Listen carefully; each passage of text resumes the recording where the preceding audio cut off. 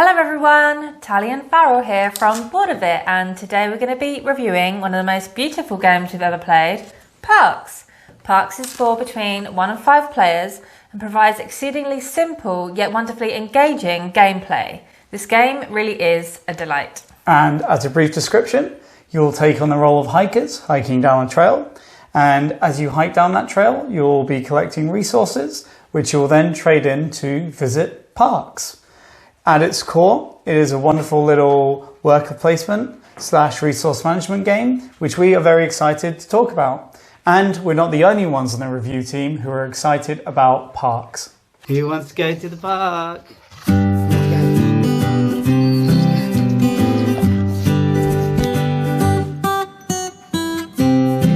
to the park. Spencer, come here, boy. Sven.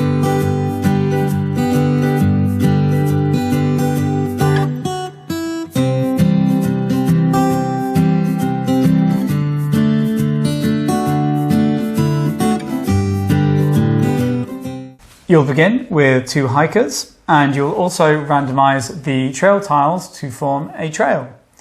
On your turn, you'll move one of your hikers to any free space on the trail, and take the action there. And these actions are usually as simple as just getting some resources.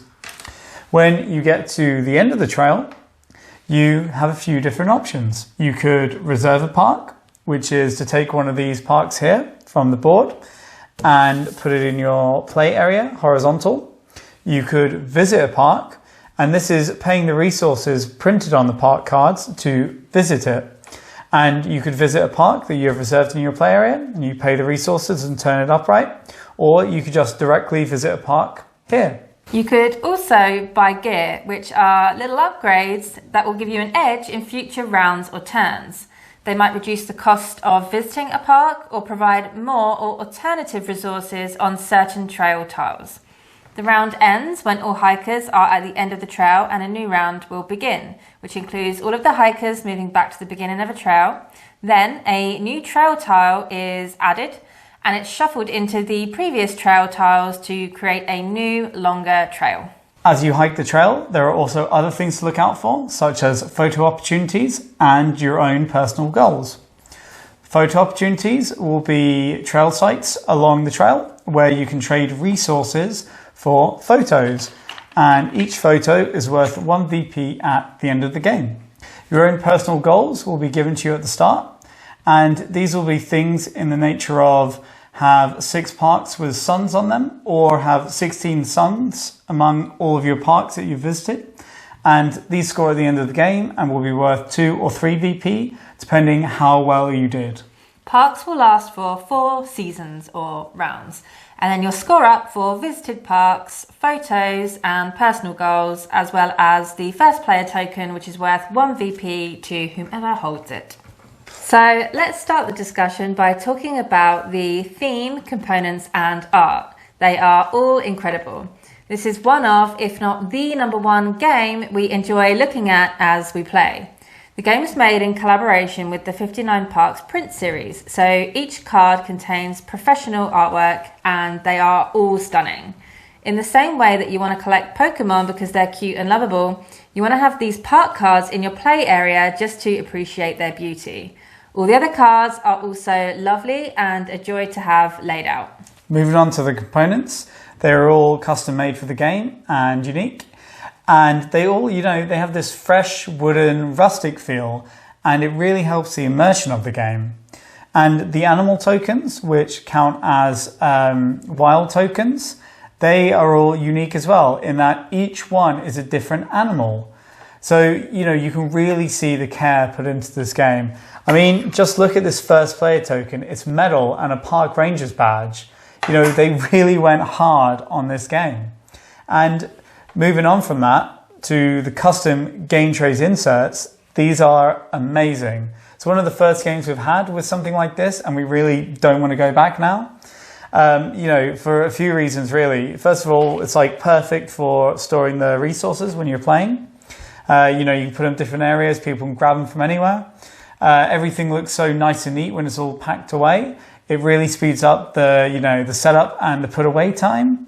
And it's just, it's game changing, really. The theme is also on point, for us at least. They really nail their outdoors hiking thing, and it's such a cool idea to have this kind of catch-em-all vibe of some of the most beautiful places on Earth, and it certainly inspired us to visit many of these places in the future. Now, we've talked a lot more about all this kind of stuff than we usually would, and that is for a reason. Because at its core, Parks is quite a basic game. You move a hiker, you get a resource, you spend resources, you get a park.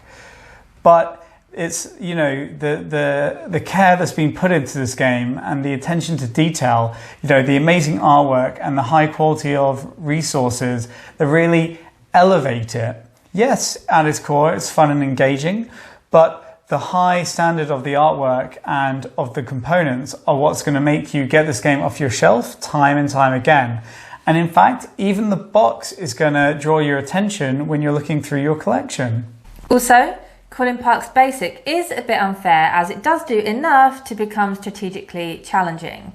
The reshuffling and addition of the new trail tile each season provides new challenges and strategies, as you can't predict in which order you'll be able to do things. In addition, you can't land on a space where somebody else already is, unless you spend your campfire. So you really have to consider whether it's worth it for that tree, or could you just wait for that hiker to move along and then place your second hiker there later? Parks is full of these micro dilemmas. Should you visit a lesser park that you can afford now, or reserve that 4-point park to stop someone else getting it? There's also an interesting element of gameplay in that if you're the last hiker out, you have to immediately move to the trail end. And people can use this to make interesting tactical decisions. For example, you could grief someone by forcing their last hiker to move before they wanted or expected them to, and thus, cut their season short. Or you could use it for your own benefit by making both your hikers stay out on the trail. And if you end up being one of the last people on that, then you can take pretty much every space as you go along, because no one can force you to move to the end. It's these little additions and options that Parks provide which really elevate it above other simple games of its ilk. The cards contribute to the variability game to game and shifting strategies within the game. With the season cards, they introduce an additional rule each round, such as gain a water whenever you gain a tree, and provide extra resources for players who first land on each tile. With the canteen cards, whenever you gain a water, you have the option to fill your canteen and do or get whatever is on your canteen card. Together, the randomness of the tiles, season cards, gear cards, and canteen cards provide lots of micro strategies which really strengthen this game's appeal to all types of players. One thing that's amiss though are the year and the gear cards. The year cards are your personal goals, and to be quite frank, they are a lot of effort for not a lot of reward. They really just need to be worth a couple of VP more to make them fair, and they kind of also will distract new players from winning, because they give you a goal and it gives you direction, and as a new player you'll follow that. But realistically, rather than being stringent with what parks you visit, you'll almost always score more by just visiting every single park you can, which loops back to how they're not worth enough VP. And with the gear cards, they are just of variable usefulness. And the big issue is that the space where you can get gear is always the same space where you can reserve or visit parks. And it's a big ask of players to ignore their main way of getting VP to get some gear that might be a bit meh. They really should have just had a separate space for the gear to incorporate it more into the game without sacrificing your ability to get parks. But what we do like is that gear costs some, which is the most abundant and easy to get resource. And this means that you can buy gear without ever feeling like it's at the cost of being able to afford a park in a resource sense. One thing that we really like is how well this scales at different player counts. We played mainly at 2 or 3, and it didn't feel too different at either, except for maybe being a little bit more cramped. We expected it at 4, however, to feel really cramped and tight, but this is just not the case. You include an extra tile from the beginning when you have 4 and 5 players, which gives you a little bit more breathing room. And yes, the trail is crowded, but not in an annoying way. It just becomes more of a puzzle. I actually didn't even need to use my campfire to go to a space that someone else was already on for the first 3 seasons, which shows how well balanced and workable it is at 4 players. So we'd just like to talk about the park's expansion Nightfall for a minute, and it's worth talking about because it actually increases the complexity of the game and it smooths out a few of the issues that we mentioned. So the personal goals, you have new ones, and these you can score multiple times, and so the amount of effort you're putting in is the amount of VP you get out. They're also much more fun and interesting, and you can also have more than one of them. So you can collect them throughout the game if, say, your starting one's too hard or you just want more chances of VP. And if you play with this expansion, you won't use the old, boring, too hard personal goals. Then you also have park cards, which have instant actions. And so when you visit the park, you get the instant action, and it could be an action such as you get to reserve or visit another park, or it could just be some resources, but it's a nice twist. And you also have these camping sites. When you get to a site with a tent, you can take that tent and put it on an unused camping site to do the action there. So you have a kind of lateral actions now, and these really change up the gameplay, and they're also quite nice. So who's this expansion for? Well, we'd have to say that if you like parks, but you worry it's a bit too simple, or you worry that you'll get bored of it, then this is a great expansion because it smooths over any issues and it increases the complexity. It gives you more routes to victory. You can have different people going in different directions, whereas the base game is maybe a bit more straightforward. So that's all good stuff. It's also great for people that just love parks. Now, who it might not be for is potentially people who like this because of its simple complexity, or who want to get it or have it so they can play with their non-gamer friends or their family because it is a bit of an easier game. And for them, the expansion shouldn't be got because it does increase the complexity a lot. There's a lot more going on, and it becomes much more of like a medium weight game if you include this. In summary, Parks is a wholehearted recommendation from us for pretty much any level of board game hobbyist. It oozes charm and beauty with its beautiful components and stunning artwork. The custom game trays are also a big tick in its favour. Its simple yet strategic gameplay is endearing and competitive at any player count.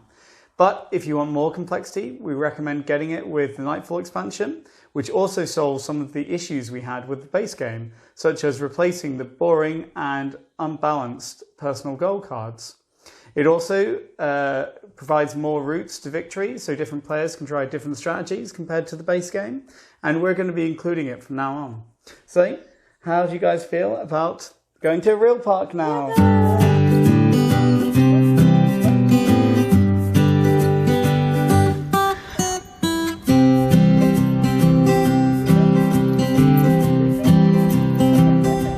If you enjoyed this video, please like and subscribe. It really means a lot to us.